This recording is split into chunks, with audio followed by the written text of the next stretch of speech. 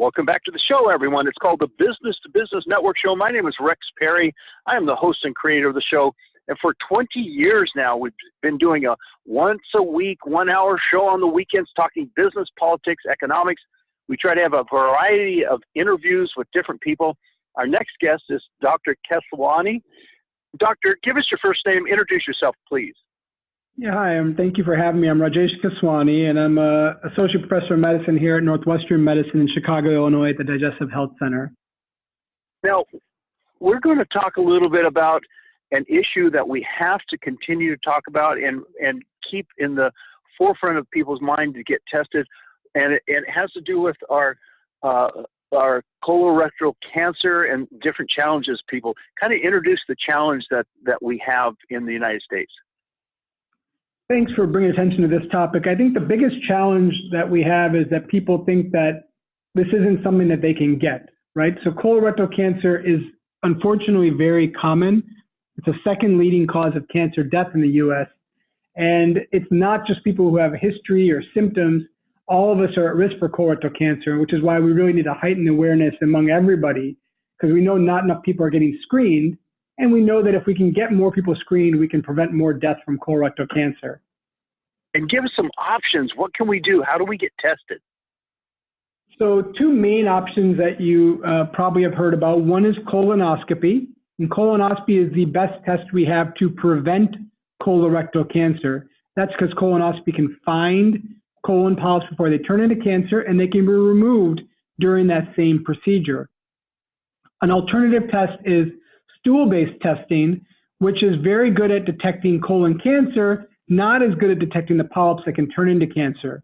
So I like to tell patients that colonoscopy is the preferred test in terms of preventing colon cancer, but no matter what you choose, you need to choose something. Everyone should be screened for colorectal cancer, regardless of family history, regardless of symptoms, generally at age 45 or 50, depending on your family history and ethnicity and guidelines. Okay, so we got a choice there, but the danger is if you wait too long, you will not have caught the polyps. But can you give us a little bit of feel for which of the two choices would be better for, I mean, if you're younger, give us a little bit of coaching on which choice we should make. No, I'm happy to give you some coaching on that. I think the issue is that if I see the individual patient, I tell them that colonoscopy, a high-quality colonoscopy, is the preferred option to prevent colon cancer. But some people, despite that, are reluctant to get a colonoscopy, and it's important to give people choices, and that's where stool testing can be useful. Younger people, if they have a family history of colon cancer or people who have a history of polyps themselves, colonoscopy is really the only good option for them. But for the average risk person who has no history of polyps and no family history, they can choose either of the two options. The really important part is for them to ensure that they get screened. Excellent. And what kind of questions should we ask the physician? So if I'm going to get a colonoscopy, I want to make sure that my physician is as committed to high quality exam as I want them to be. And so it's important to ask some basic questions about the quality of the colonoscopy you'll be getting. And so your physician should be tracking how often they find colon polyps during exams. They should be finding polyps in about 25% of their patients at least when they're performing a colonoscopy. We should be ensuring that they're getting their patients good bowel preparations. It's incredibly important to have a very clean colon during a colonoscopy so we can find polyps and remove them safely. How often they're getting to the end of the colon. All these sort of simple questions that you can find can prompt a discussion with your provider to make sure that they're committed to a high quality colonoscopy as you would be. Give us some red flags or signs or symptoms we should watch out for.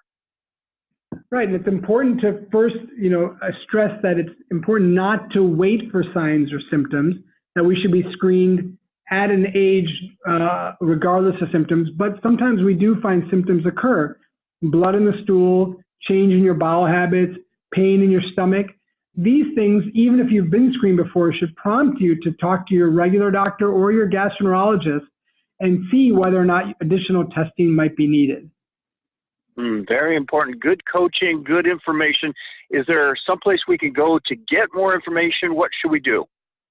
Well, two things. One is always to keep a dialogue with your primary care provider or gastroenterologist to see what latest advances are out there. And then always we welcome people to visit us at our website at dhc.nm.org, where we have a lot of information for patients on preventing and treating digestive health diseases such as colon cancer. Can you do that website one more time, please? Of course, dhc.nm.org. We really appreciate this information. We want to get the word out.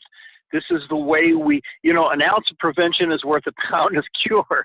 That saying from Benjamin Franklin still is such good gospel. We appreciate what you're doing. Thank you for being a guest on our show. Everybody got to do a break. Stay tuned. We'll be right back.